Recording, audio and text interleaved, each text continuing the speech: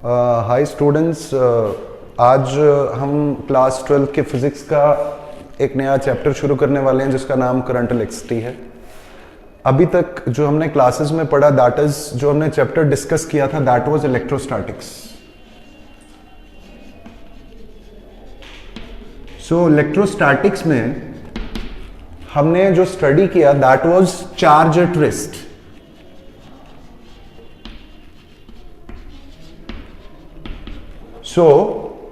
अगर charge rest में है, the electricity so produced is called static electricity.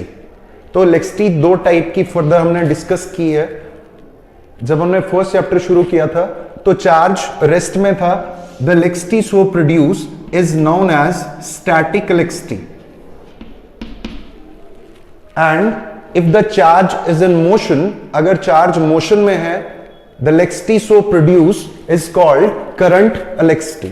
But charge का फ्लो होना एक पर्टिकुलर डायरेक्शन में, that gives us the concept of current electricity। So the flow of charge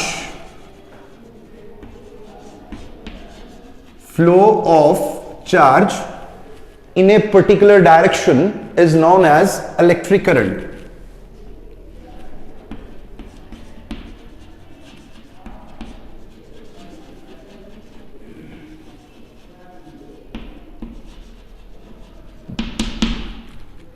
Flow of charge in a particular direction is called electric current। So it is denoted by, इसको हम denote करते हैं I से, capital I। कुछ आपकी books पे reference के लिए अगर आप लेते हो तो कुछ बुक्स पे इसको स्मॉल I से रिप्रेजेंट किया गया। कुछ बुक्स पे कैपिटल I से, कुछ स्मॉल I। अगर हम बात करें मेटल्स की बात करें, so free electrons are responsible for electric current. Metals में फ्री इलेक्ट्रॉन्स रिस्पॉन्सिबल होते हैं मुझे किसके लिए?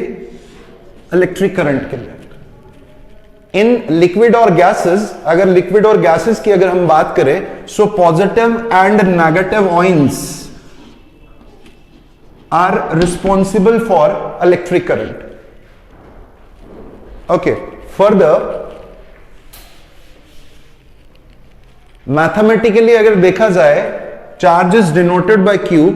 If Q charge flows through the conductor for time t, then current is equal to Q upon T।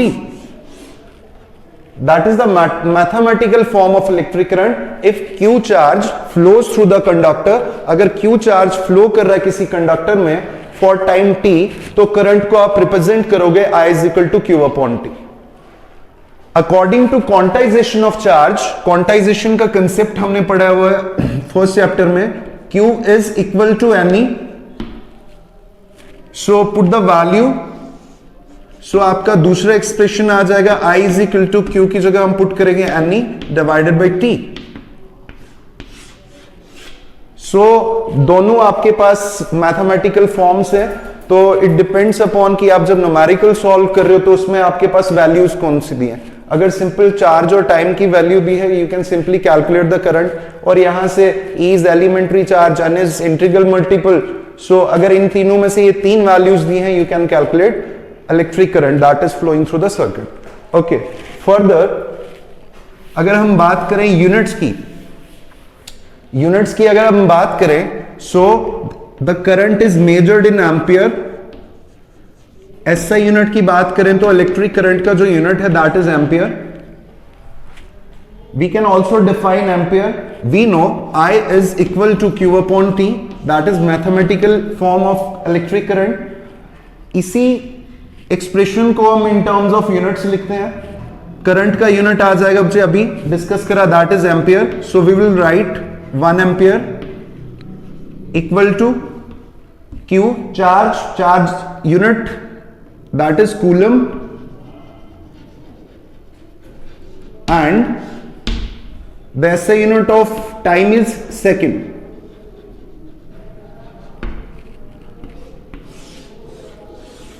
So electric current is said to be 1 ampere if 1 coulomb of charge flows through the conductor, किसी conductor में अगर 1 coulomb charge flow करेगा for the period of 1 second, then the current is said to be 1 ampere. Once again, electric current, what is I? Current is said to be 1 ampere if, what is Q? Charge.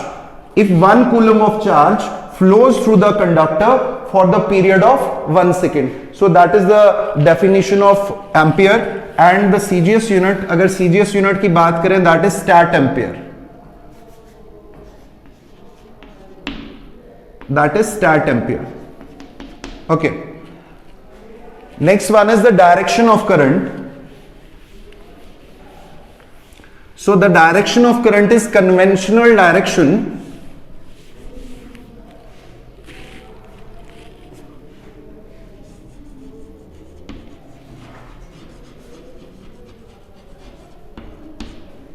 Conventional direction. So let us take a conductor. Let us consider a wire. ये आपके पास एक wire है. It is made up of metal. आप silver ले लो, आप copper ले लो, एल्युमिनियम ले लो, anything. It consists of positive charge and free electrons.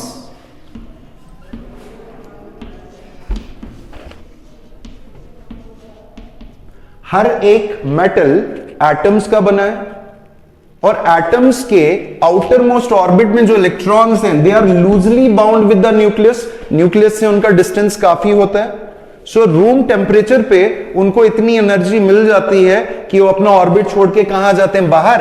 And these liberated electrons are called free electrons. इन इलेक्ट्रॉन्स को फ्री इलेक्ट्रॉन्स बोला जाएगा. अब ये जो फ्री इलेक्ट्रॉन्स है, इनका motion inside the conductor is random. कोई पर्टिकुलर डायरेक्शन में इनका फ्लो नहीं होता है. They flow in a random way. They start moving within the conductor in a random way. कोई पर्टिकुलर डायरेक्शन नहीं होती है. When the electric field is applied, जब हम इलेक्ट्रिक फील्ड अप्लाई करेंगे, दे start moving in a particular direction. They start moving in a particular direction. एक particular direction में flow करना शुरू हो जाते हैं, इसी को हम करंट बोलते हैं. सो कन्वेंशनल डायरेक्शन की अगर हम बात करें, सो अपनी सहूलियत के लिए हमने क्या मानी है direction? The flow of positive charge. The flow of positive charge is taken as the direction of current. But the electrons, if this one is connected to positive terminal of the battery, this end of the conductor is connected to negative terminal of the battery, these positive charge will try to flow towards the negative, and the free electrons will move towards the positive end. So by convention, the flow of this positive charge is taken as the direction of current. It should be noted that these free electrons always move in the opposite direction of current.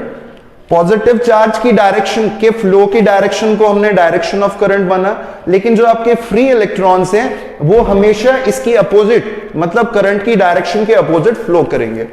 Okay, next this one was conventional direction. Next is, अगर हम बात करें, your current is scalar quantity. Current जो है आपकी scalar quantity है. Though it has got magnitude as well as direction. इसका magnitude भी है, इसकी डायरेक्शन भी है, but still it is scalar because it does not obey vector laws of addition. अगर हम बात करें वेक्टर्स की तो सिंपल कंसेप्ट एक ले लेते हैं. Suppose this one is your door. If आप अप्लाई कर रहे हो फोर्स की एग्जांपल ले लेते हैं. If you are applying force 5 newton towards east, opposite direction में भी फॉर एग्जांपल 5 न्यूटन लग रही है, the net result will be 0. So this is a kind of what we have learned in the vectors.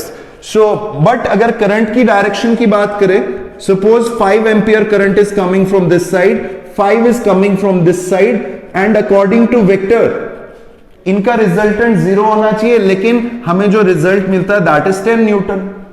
So ये आपके scalar के laws को ओबे कर रही है, that is why it is scalar quantity. फिर से करंट की बात करें अगर चार्ज एक पर्टिकुलर डायरेक्शन में फ्लो करे तो हम उसको इलेक्ट्रिक करंट बोलेंगे। मेटल्स की बात करें सो मेटल्स में फ्री इलेक्ट्रॉन्स रिस्पॉन्सिबल होते हैं करंट के लिए। अगर लिक्विड और गैसेस की बात करें, positive and negative ions are responsible for current. Mathematically अगर देखें, if Q charge is denoted by Q, if Q charge flows through the conductor for time t, then current is equal to Q upon T. According to quantization of charge, Q is equal to Ne divided by T. This one is another form of what? Current. Next one is units. The unit of current is ampere. If 1 coulomb of charge flows through the conductor for the period of 1 second, then current is said to be 1 ampere. Next one is conventional direction. The flow of positive charge is taken as the direction of current. The flow of positive charge is taken as the direction of current, but the free electrons always move in the opposite direction of current. Current is scalar quantity, though it has got magnitude as well as direction, but still it is scalar because it does not obey laws of vector addition. Next lecture में हम आपका types of current पढ़ेंगे और बाकी जितना भी है next lecture में डिस्कस करेंगे। Thank you very much.